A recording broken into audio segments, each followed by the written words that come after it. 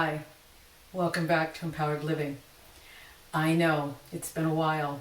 Um, I have had so many things happening in my life, my personal life, and it just really kind of took me out. First of all, my mom moved out of state, and although I didn't really think that that was going to be a big deal because we had been planning it, it just really kind of took me to a different place that I didn't even believe I was, capable of going. Um, my mom has lived out of country before, and I had not had this type of reaction. So I didn't even know where it was coming from. It was just really, it just was so unreal and so unlike me. I think I've always prided myself on being independent and independent minded and being able to take care of myself, and have been doing just that ever since I left to go to college at 18. I hadn't lived with my mom, hadn't been with my mom, but when she moved back from Europe about 10 years ago, we've kind of been inseparable to a certain extent. She and my sister and I mean, we go everywhere together. And her moving, and it's not that far. It's really not that far. But it's not 15 minutes away. It's not, just a phone call and I'm going to be right there type of thing. And so it really did kind of submit me, and it put me in a place where I hadn't been for a very long time, which is really the reason I decided to come on and talk about it. Talk about thoughts and how thoughts are so powerful in our lives, and how they can, send us into some of the darkest places in our mind and have something, a very negative, I guess, consequence to our lives. And so I think for me, the idea that I was going to be without, I was entertaining the thoughts of being, without, and, a sense of lack, of not having something or having someone in my life that I really value to be a very important part of my life. And I just started just plummeting. I started just having all kinds of negative thoughts about this and negative thoughts about that, and how, I wouldn't be able to do this, or I wouldn't be able to, and it was real simple. It was really simple, but it was just the idea of one thought, and how I guess my mind would build on that, and it just started to just pick up all kinds of momentum. I stopped writing. I really felt like I just wanted to be in bed all the time. I stopped doing a lot of the things that I had really come to really enjoy doing. And when I went to visit her over the New Year, and then leaving and coming back home, I really started to, unpack what I was dealing with. And, it was all kinds of stuff, abandonment, and not that my mom was abandoning me, but it was just a feeling of being without someone and feeling as if I were alone. And I just, I didn't see that coming. I didn't see those emotions coming up, and not having had to deal with those types of things. Because, when I was a child, I was very much used to my mom leaving because my stepfather was in the military. And so oftentimes she would leave to go and visit him or what have you, and she'd be gone months at a time, and then I would be with, family while she was gone. And I think that those feelings kind of surfaced again with her leaving. And I hadn't even any thought of that. I had no idea in my mind that I would have had, that type of reaction. And then, like I said, after I started to kind of dig in and start to figure out, well, what is it? Why is this, really bothering me? Why is this is hair's bothering me right here. Why is this really getting to me? And it stemmed from the fact that, when I was little, how I would feel when my mom would leave. And, the thing about it, people, is that sometimes we don't even know why we're feeling what we're feeling. We're just having like these reactions to things. And like I've said before on some of my other videos, most of us are walking around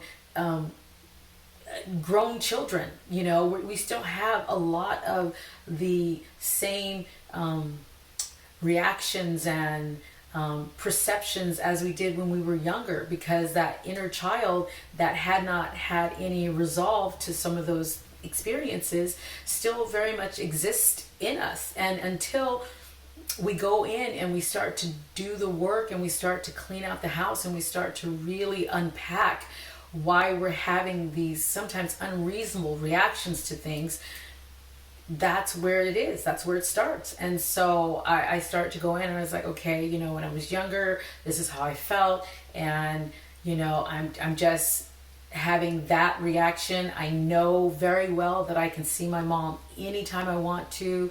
I know that it's just, a couple of hours drive away. Maybe even 35 to 40 minutes of a flight. It's not that big of a deal. I still talk to her on the phone every day as if she was 15 minutes away from me. So nothing really has changed that much. So it was really kind of just this unreasonable reaction that I was having, but I was having it because of how my inner child had dealt with things and being sad and being, feeling without, because I'm definitely not that. I keep myself so busy. I'm just so busy all the time. And people, constantly ask me what I'm doing, and then they know for a fact that when I say that I'm busy, I'm really busy. I'm juggling, maybe 5 or 6 things at one time that, and that's something that I really want to stop saying. I want to stop saying that I'm juggling, because sometimes juggling is kind of like trying, attempting to keep things up in the air. And I really want to get to the place where I'm about balance. I mean, that's my thing. I want balance in my life, and I'm trying to achieve balance in my life. And so as I was in these negative thoughts, I then had to flip that script. And like I just said, I started to tell myself, well, it's not really that far. And she's not really, out of reach. And you still very much have the ability to call her and talk to her whenever you need to. And, she still makes her visits here to California. And I can still make my visits to her. So nothing really has changed, but that is me now after I got back and I really start to dig into what is it that I'm feeling, and why am I feeling this. And it's really, I think, important for all of us to do this in our lives, to actually, when we're having these responses to things that seem to be completely like out of nowhere, like it just hits you out of nowhere, and you don't even really understand why you're feeling it. You're just having a reaction. And that's, for me, that was a clue that I'm having this reaction. But it did take me a couple of weeks to really kind of, hone in on, whoa, what am I doing? Why am I feeling like this? It doesn't even make any sense. And then to go in and do that work. But that's because I've been on this journey of, empowering my mind to think positively, and to, kind of get out all of the trash that I once told myself and once believed about myself and about the world around me. And since I've been doing that, it makes it a little bit, I get out of those types of predicaments or feelings or emotional periods of time much quicker, because I know that this is stemming from something. So then I can say, okay, so what is that something? And then I can go in and start to do the work on that something, and realize that, that, of course, yet again, was my inner child that was not able to reason and logically figure things out and make these connected dots. And so I can now do that much quicker than ever before. And that makes such a big difference in my life, that it's not just like I'm not in this state of depression for longer than I want to be. And that's, I know people don't even, when I say things like you want to be, nobody wants to be depressed, but at the same time we're feeding ourselves things that are making us depressed. So it's kind of like, well, if you don't want to be depressed, then you shouldn't think about this way, or you shouldn't think about that way.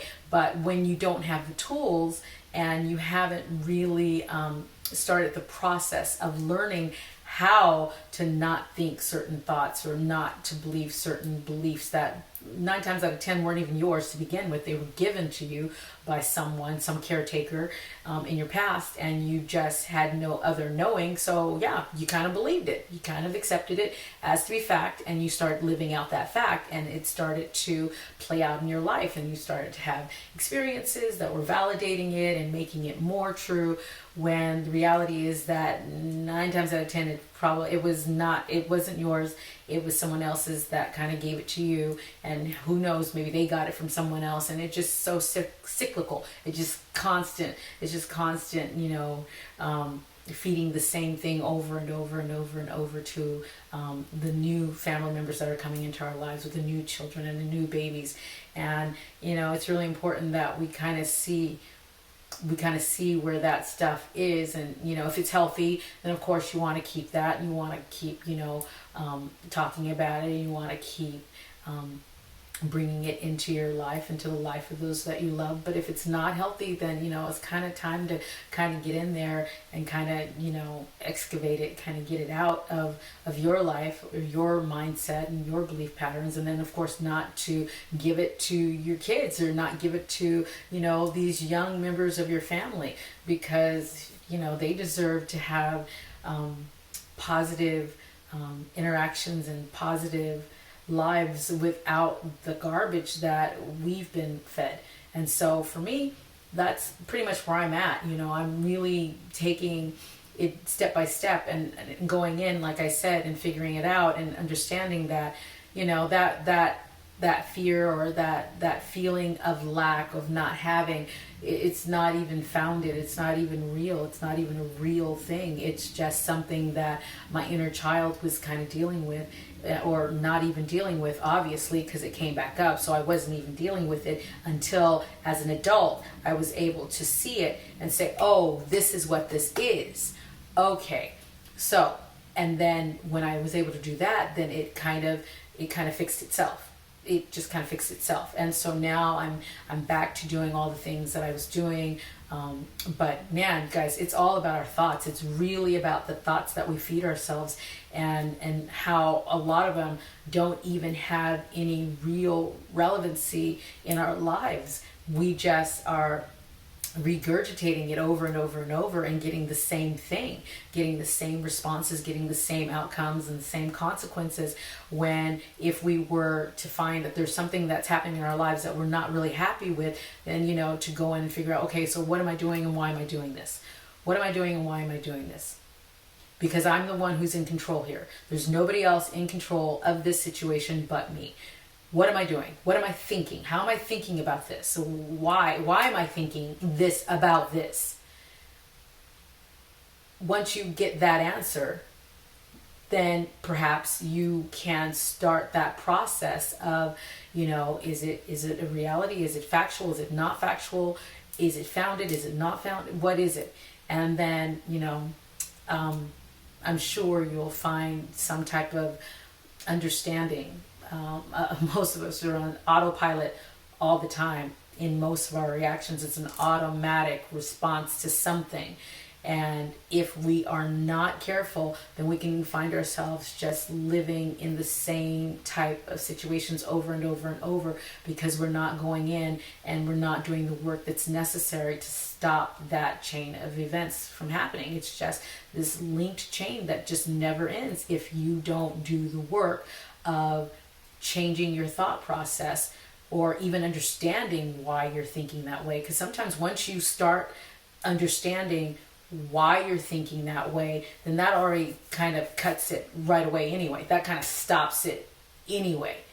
So that's pretty much what I want to talk about this time, because I'm just finding my way back. I've missed doing my videos. I really do. I do get enjoyment out of talking through my stuff, and I know that a lot of you out there probably are very similar to me, and you just want, to be able to just purge yourself of these, ideas and these thought processes that are really kind of debilitating at times, and I hope that this video for you made sense, or that it resonated with you even a little bit. And if it did, I hope that you'll like, share, and subscribe, and you'll grow with me, because that's what this is all about. It's about growing into the best versions of ourselves. And the way that we can do that is to learn how to empower ourselves, and learn how to empower our thought processes, and really weed out the things that don't even serve us, that don't even make sense, that for whatever reasons we have them, but just because somebody gave them to us doesn't mean that it belongs to us, doesn't mean that we got to keep it.